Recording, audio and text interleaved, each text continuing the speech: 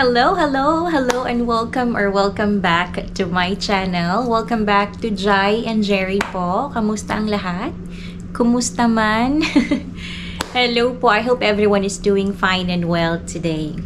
Anyways, yes, for this video, I'm going to share with you the top 25 most common questions asked during your K1 visa interview at the US Embassy in Manila.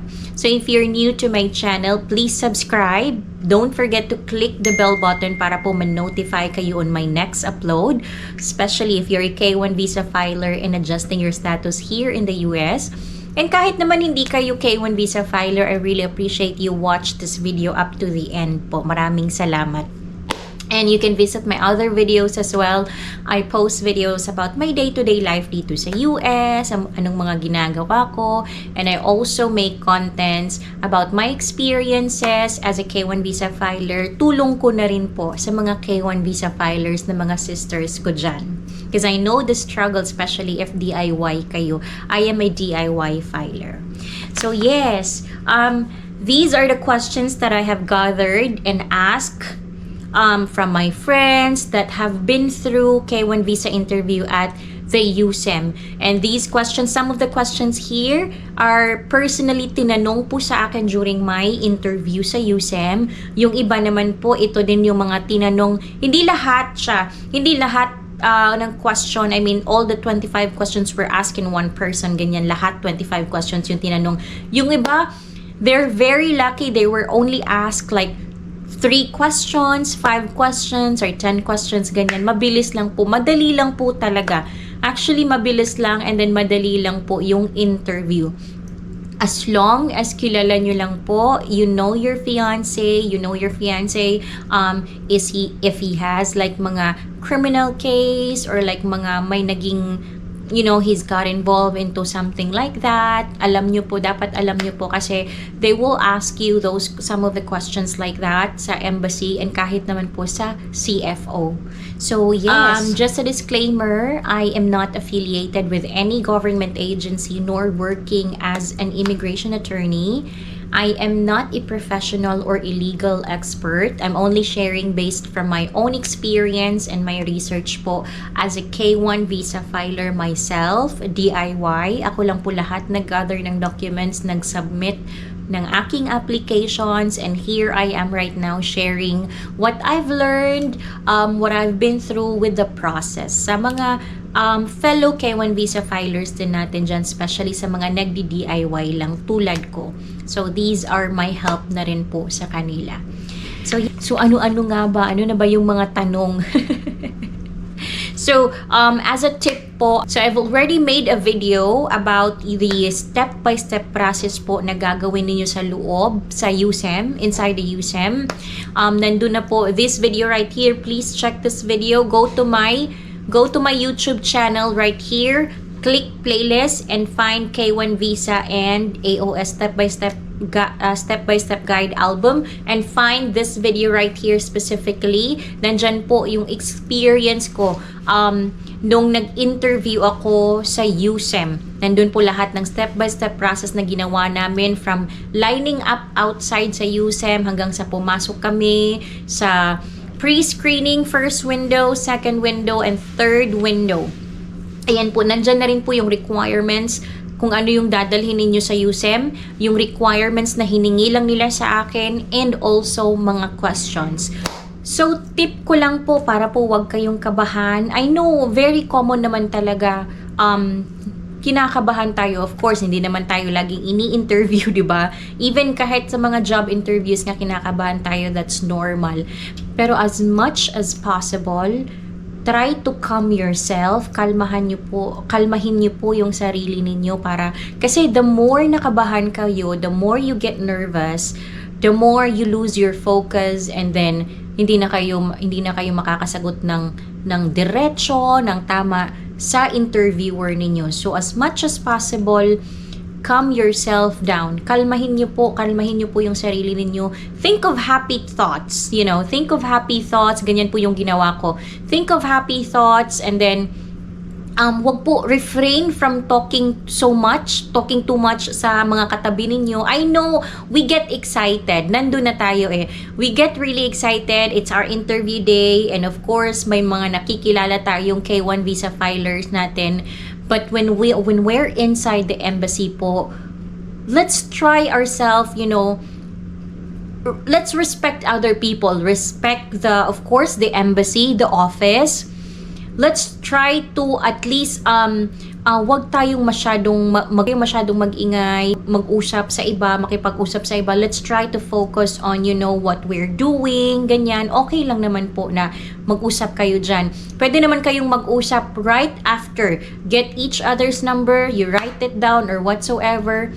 Hintayin nyo siya sa labas. Pero pag nasa loob na po kayo ng embassy, focus on what you need to do, what you need to prepare, and focus on the interview question. So, especially pag final interview with the consular immigration officer, ganyan.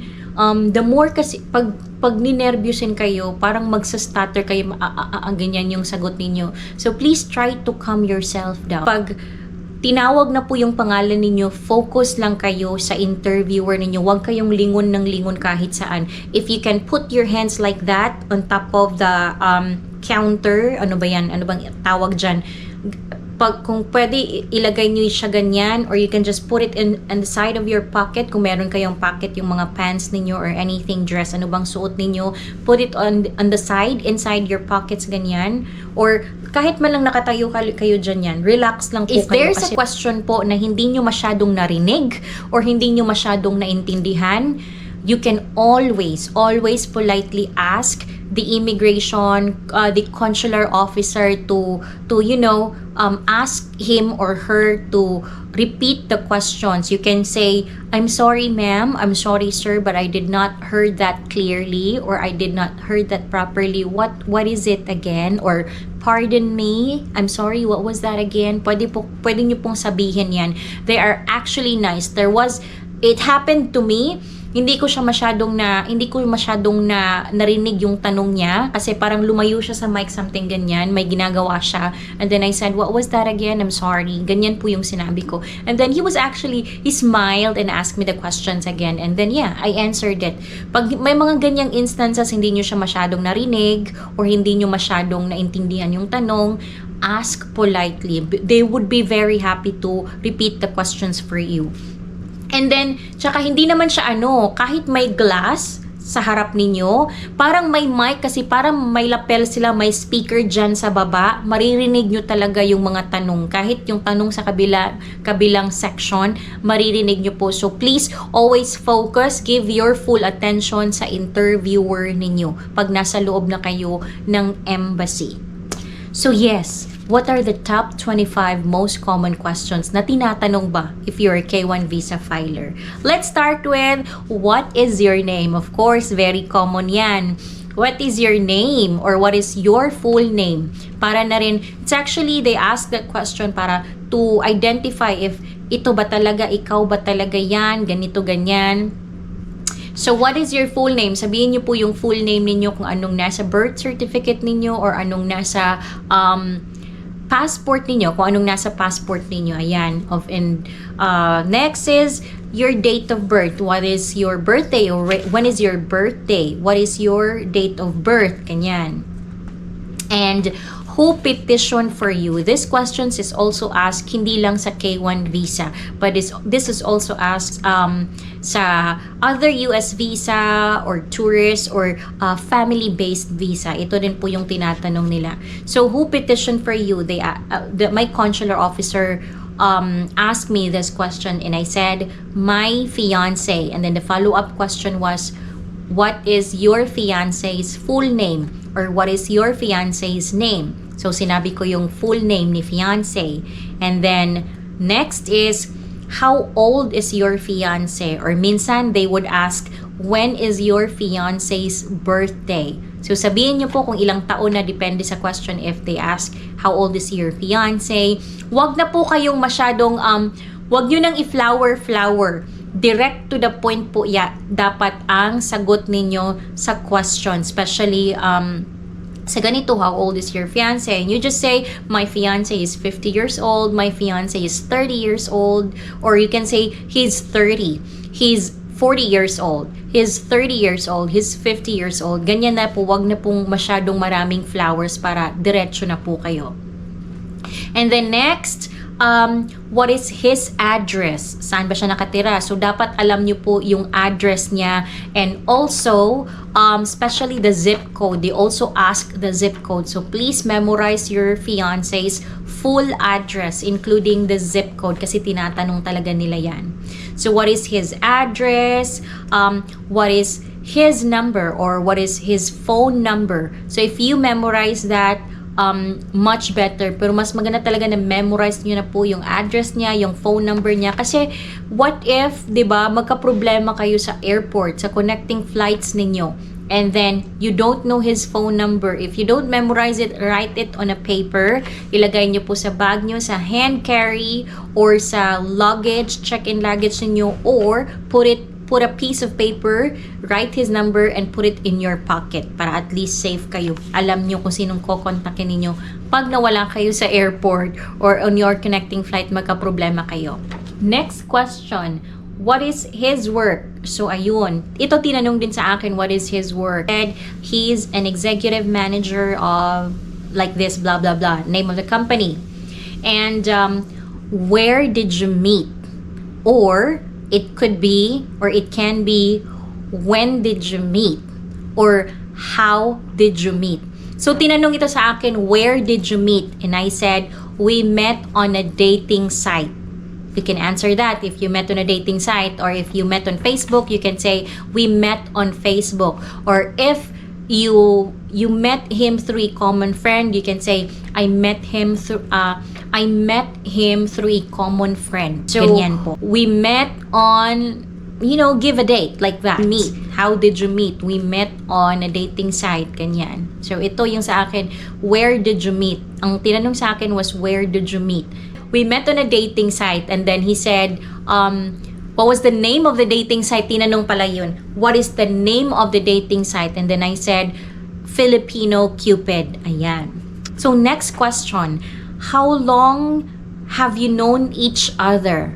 So, how long have you known each other ba? Kami, you can say, we've known each other for 3 years. We've known each other for 4 years. We've known each other for 2 years and a half. We've known each other for 8 months now. Ganyan. Be very honest. And then next is, when was the first time and the last time you saw each other? Ito yung tinanong sa akin. And I answered, the first time, medyo nag-stutter ako this time kasi parang na-mental block ako, and I said, sorry. Ganito talaga. It's okay if you get stuttered. Nag-stutter talaga ako, nag-mental block ako, and I said, napaganyan ako, August, no, it's not. Natawa siya, and then I said, I apologize. I said to the consular officer, sabi ko sa kanya na, oh, I'm sorry, I'm having a mental block.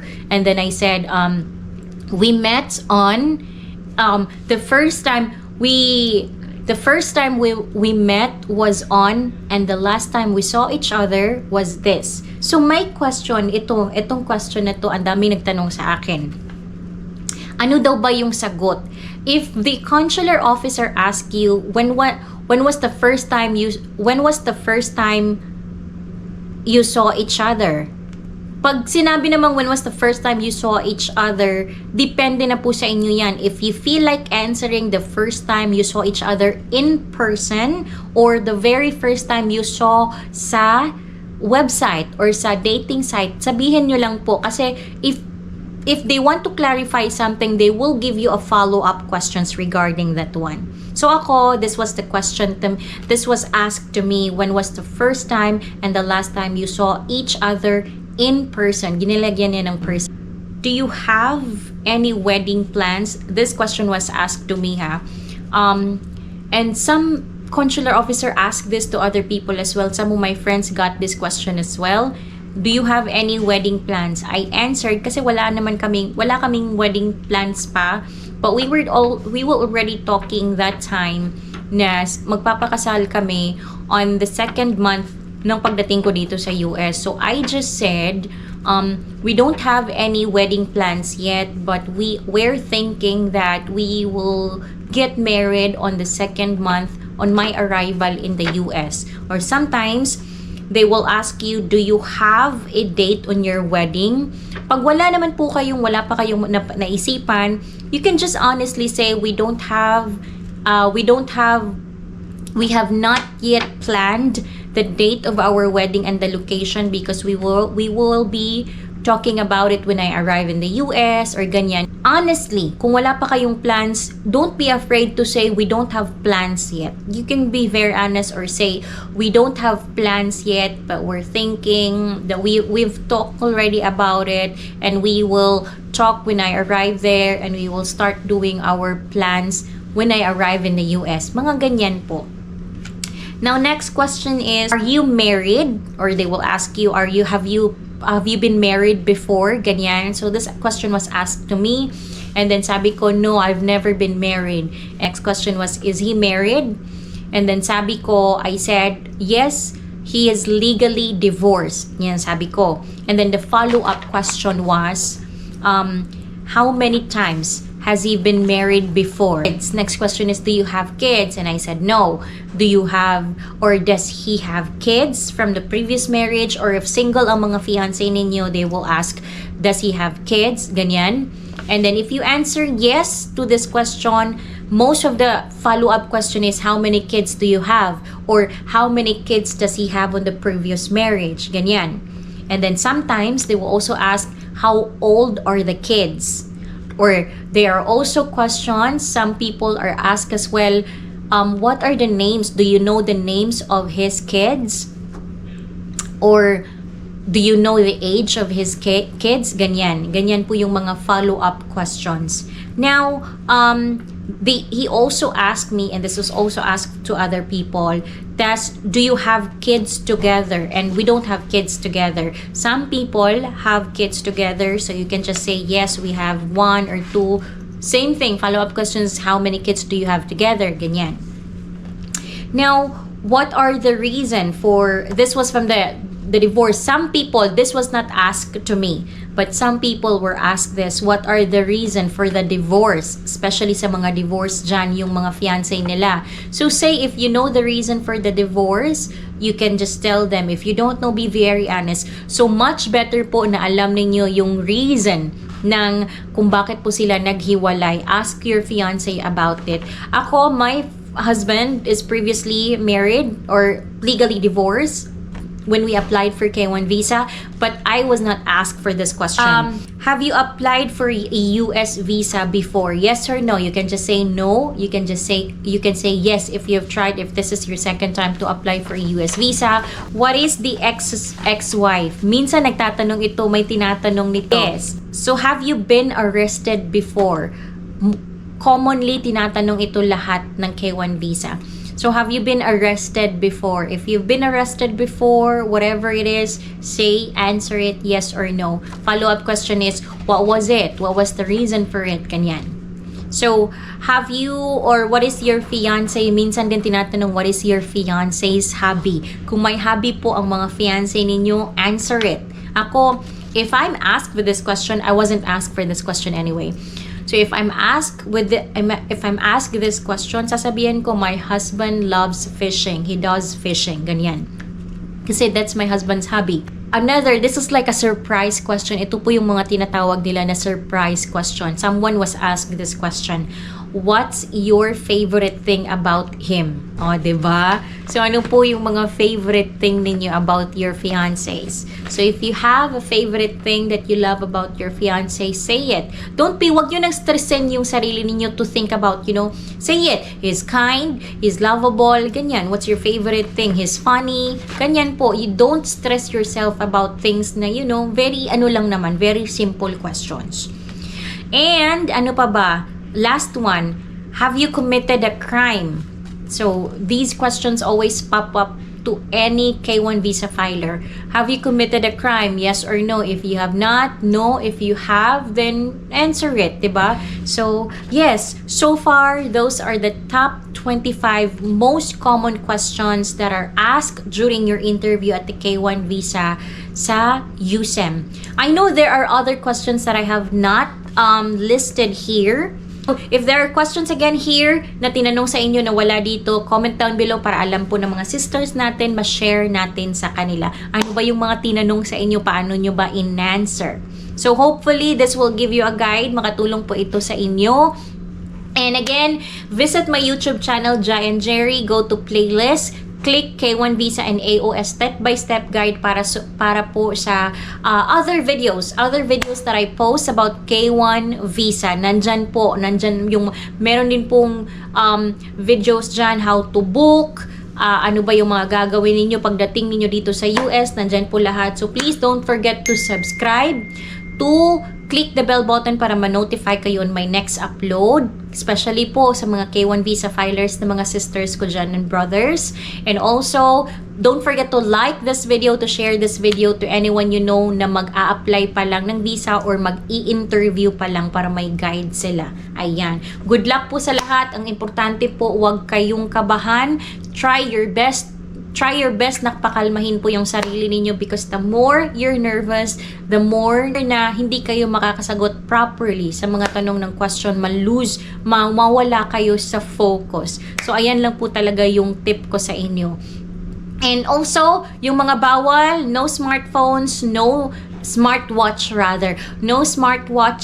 no cell phones allowed inside, do not bring a lot of cosmetics inside, bring pen with you, USB and the CD from the medical, bawal po yan, and wear proper clothing naman for your interview. So good luck po sa lahat ng mag-i-interview pa lang. Kaya nyo yan, kayang-kaya nyo po yan.